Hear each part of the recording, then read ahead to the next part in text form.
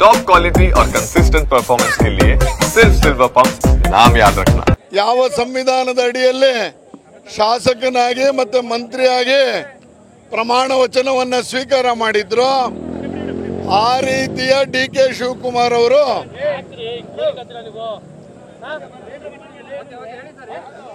ಸಂವಿಧಾನ ವಿರೋಧಿ ಹೇಳಿಕೆಯನ್ನ ಕೊಡುವ ಮುಖಾಂತರ ಇವತ್ತು ಕರ್ನಾಟಕದ ರಾಜ್ಯದ ಜನರ ಅವಮಾನವನ್ನ ಮಾಡಿದ್ದಾರೆ ಬಂಧುಗಳ.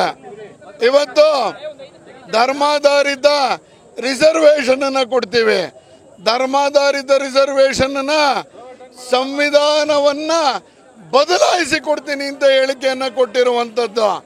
ನೆನ್ನೆ ಯಾವಾಗ ಹೇಳಿಕೆ ತೀವ್ರತರದ ಆಕ್ಷೇಪಕ್ಕೆ ಬಂತು, ಸಡನ್ ಆಗಿ ಯೂಟರ್ನ್ ಅನ್ನು ಮಾಡಿದಂಥದ್ದು. ಅಂದರೆ ಸಂವಿಧಾನದ ಅಡಿಯಲ್ಲಿ ಕೆಲಸವನ್ನು ನಿರ್ವಹಣೆ ಮಾಡಬೇಕಾದಂಥ ಈ ರಾಜ್ಯದ ಉಪಮುಖ್ಯಮಂತ್ರಿ ಸಂವಿಧಾನ ವಿರೋಧಿ ಹೇಳಿಕೆಯನ್ನು ಕೊಟ್ಟಿರೋದನ್ನು ಖಂಡಿಸ್ಬಿಟ್ಟು ಇವತ್ತು ನಾವು ಪ್ರತಿಭಟನೆಯನ್ನು ಮಾಡ್ತಾ ಇದ್ದೀವಿ.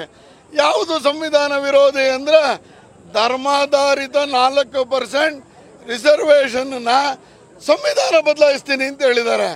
ಸಂವಿಧಾನವನ್ನು ಇವರೆಲ್ಲ ಯಾವ ಭಾರತೀಯ ನಾವು ಏನು 140 ಕೋಟಿ ಜನ ಇದ್ದೀವಿ, ನಾವ್ಯಾರು ಸೇರಿಕೊಂಡು ಇವತ್ತು ಸಂವಿಧಾನವನ್ನು ಬದಲಾಯಿಸೋದಕ್ಕೆ ಸಾಧ್ಯನೇ ಇಲ್ಲ.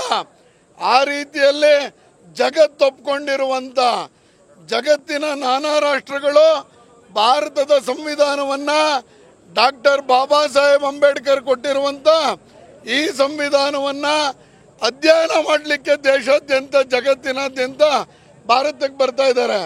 ಆ ರೀತಿಯಲ್ಲಿರುವಂಥ ಸಂವಿಧಾನವನ್ನು ಬದಲಾಯಿಸ್ತೀವಿ, ಮುಸಲ್ಮಾನರಿಗೋಸ್ಕರ 4% ರಿಸರ್ವೇಷನನ್ನು ಕೊಡ್ತೀವಿ ಅಂತ ಹೇಳಿಕೆ ಕೊಟ್ಟಿರುವ ಡಿ.ಕೆ. ಶಿವಕುಮಾರ್ ವಿರುದ್ಧ ನಾವು ಪ್ರತಿಭಟನೆಯನ್ನು ಮಾಡ್ತಾ ಇದ್ದೀವಿ. ಯಾಕೆ ಅಂಬೇಡ್ಕರ್ ಸ್ಟ್ಯಾಚ್ಯೂ ಅಂತ ಹೇಳಿದ್ರೆ ಯಾವ ಸಂವಿಧಾನವನ್ನು ಕೊಟ್ಟಂತ ಬಾಬಾ ಸಾಹೇಬರ ಅಡಿಯಲ್ಲಿ ಸಂವಿಧಾನದ ಪುಸ್ತಕವನ್ನು ಜೋಬಲ್ಲಿ ಇಟ್ಕೊಂಡು ಏನು ರಾಹುಲ್ ಗಾಂಧಿ ಅವರು ಪಾರ್ಲಿಮೆಂಟಲ್ಲಿ ಓಡಾಡ್ತಾ ಇದ್ದಾರೆ, ಅವರು ಜೋಬಲ್ಲಿ ಇಟ್ಕೊಂಡಿದ್ರೆ ಅವರ ಉಪಮುಖ್ಯಮಂತ್ರಿ ಈ ರೀತಿಯ ಹೇಳಿಕೆಯನ್ನು ಕೊಟ್ಟಿರೋದನ್ನು ವಿರೋಧಿಸಿ ಇವತ್ತು ನಾವು ರಾಜ್ಯಾದ್ಯಂತ ಎಲ್ಲ ವಿಧಾನಸಭಾ ಕ್ಷೇತ್ರಗಳಲ್ಲಿ ಪ್ರತಿಭಟನೆಯನ್ನು ಮಾಡ್ತಾ ಇದ್ದೀವಿ.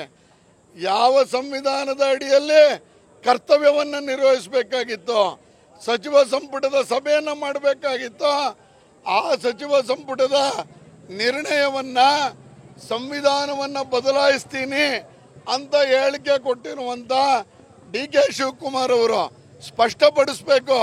ಇದು ಕ್ಯಾಬಿನೆಟ್ಟಲ್ಲಿ ಚರ್ಚೆ ಆಯ್ತಾ, ಕ್ಯಾಬಿನೆಟ್ಟಲ್ಲಿ ಮೀಟಿಂಗಲ್ಲಿ ಅಜೆಂಡಾದಲ್ಲಿ ಬಂದಿತ್ತಾ, ಅಲ್ಲಿ ನೀವು ತೀರ್ಮಾನ ಮಾಡಿ ಸಂವಿಧಾನವನ್ನು ಬದಲಾಯಿಸ್ತೀನಿ ಅಂತ ಹೊರಟ್ರ?